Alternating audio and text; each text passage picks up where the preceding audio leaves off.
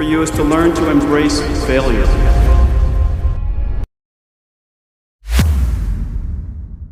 Taiwan के Taipei में 17 फरवरी 1963 को जन्मे जेन हसन हुआंग, जिन्हें हम आज जेनसन हुआंग के नाम से जानते हैं, जिन्होंने 3 ट्रिलियन की कंपनी जो आज पूरी दुनिया के हाईएस्ट स्पॉट पर खड़ी है उसके फाउंडर हैं। उनके पिता एक आम इंजीनियर थे और माँ स्कूल टीचर थीं। जब जेनसन सिर्फ 5 साल के थे तब पूरा परिवार बैंकॉक शिफ्ट हो गया क्योंकि पिता को वहाँ ऑयल रिफाइनरी में बेहतर जॉब मिली थी। लेकिन 1970 के अंत में थाईलैंड में राजनीतिक मामलों, हिंसा और वियतनाम वॉर का असर बढ़ गया था। सड़कों पर टैंक घूमने लगे थे और माहौल खतरनाक हो गया था।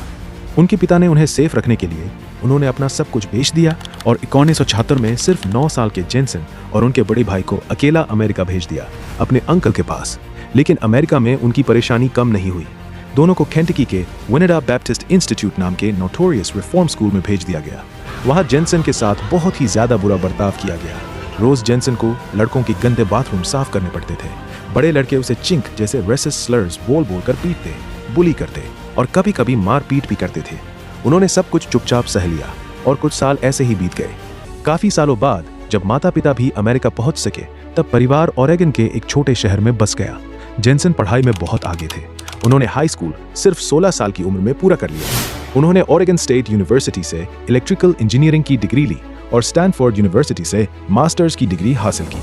1993 में 30 साल की उम्र में जेनसन ने अपने 2 दोस्तों क्रिस मालाकोव्स्की और कर्टिस प्रीम के साथ इनवीडिया की शुरुआत की। कंपनी की शुरुआत डेनीज रेस्टोरेंट में हुई थी। उनका विजन था 3D ग्राफिक्स को गेमिंग और मल्टीमीडिया के लिए मेन स्ट्रीम बनाना। 1993 दुनिया बदल रही थी, लेकिन किसी को अंदाजा नहीं था कि एक छोटी सी ग्राफिक्स कंपनी आगे चलकर पूरी AI रिवॉल्यूशन की रीढ़ बन जाएगी।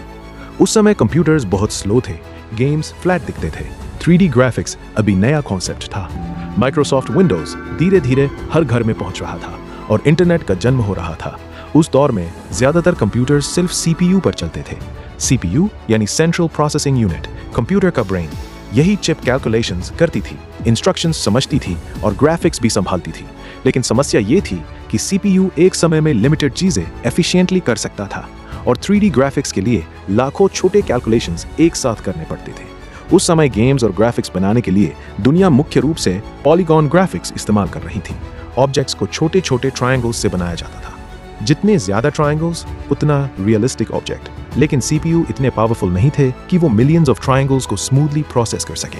इसलिए कैरेक्टर्स ब्लॉकी दिखते थे, फेसेस स्क्वायर लगते थे, मूवमेंट्स अननेचुरल लगते थे। दुनिया अभी भी सिंपल फ्लैट ग्राफिक्स और लो फ्रेम रेट 3D में फंसी हुई थी। लेकिन जेनसन हुआंग कुछ अलग सोच रहे थे। उन्हें महसूस हुआ कि फ्यूचर सिर्फ सॉफ्टवेयर का नहीं होगा, फ्यूचर विजुअल कंप्यूटिंग का होगा। वो समझ चुके थे कि अगर ग्राफिक्स कैलकुलेशंस को CPU से हटाकर एक डेडिकेटेड प्रोसेसर को दे दिया जाए तो कंप्यूटर्स अनइमेजिनेबल चीजें कर सकते हैं।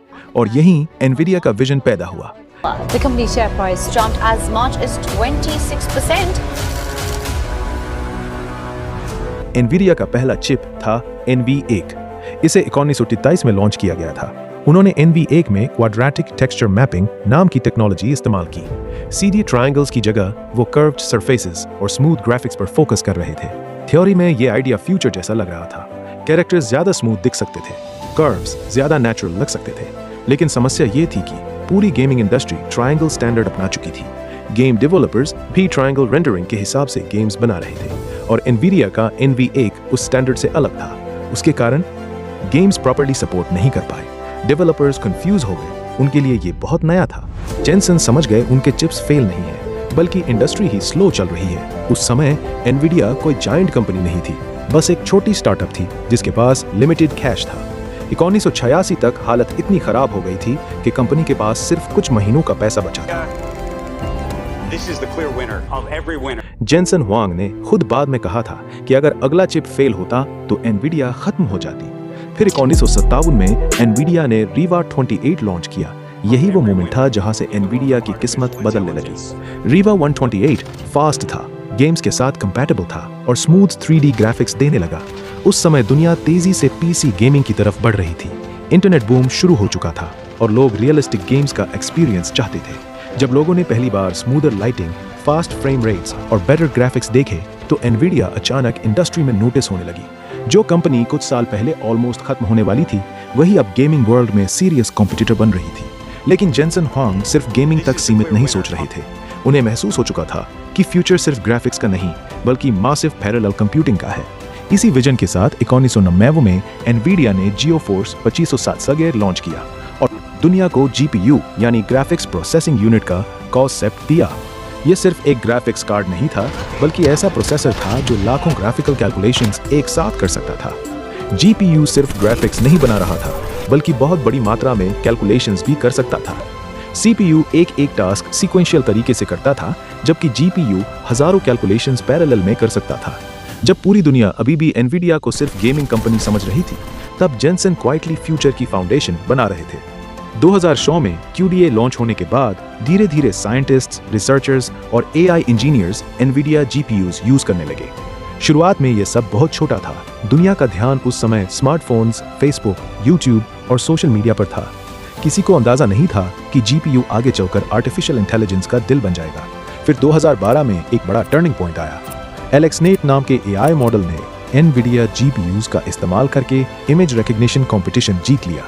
उस दिन रिसर्चर्स को समझ आया कि AI ट्रेनिंग GPUs और CPUs से कई गुना फास्टर हो सकती है, और वहीं से पूरी दुनिया बदलने लगी। धीरे धीरे Google, Microsoft, Amazon, Meta, Tesla जैसी कंपनियां एनवीडिया GPUs खरीदने लगी। AI मॉडल्स को ट्रेन करने के लिए हजारों पावरफुल GPUs चाहिए थे, और दुनिया में सबसे पावरफुल AI हार्डवेयर एनवीडिया बना रहा था। फिर आया जनरेटिव AI का दौर।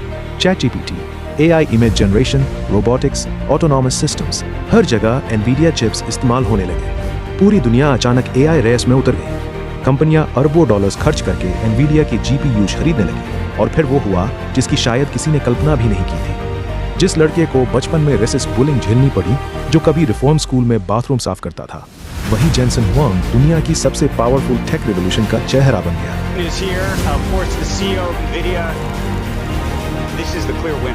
आज एनवीडिया दुनिया की सबसे वैल्यूएबल कंपनियों में से एक है। कंपनी की वैल्यू कई ट्रिलियन डॉलर्स तक पहुंच चुकी है। एनवीडिया ने इंटेल, IBM, AMD और कई पुराने टेक जायंट्स को पीछे छोड़ दिया। AI रेवोल्यूशन के दौर में एनवीडिया दुनिया की सबसे इंपॉर्टेंट कंपनियों में गिनी जाने लगी, क्योंकि आज के सबसे powerful AI models Nvidia GPU जिस पर ट्रेन होते हैं। एक समय लोग कहते थे ग्राफिक्स कार्ड्स सिर्फ गेम्स के लिए होते हैं, लेकिन जेनसन हुआंग ने फ्यूचर पहले ही देख लिया था, और आज दुनिया का फ्यूचर उन्हीं चिप्स पर चल रहा है।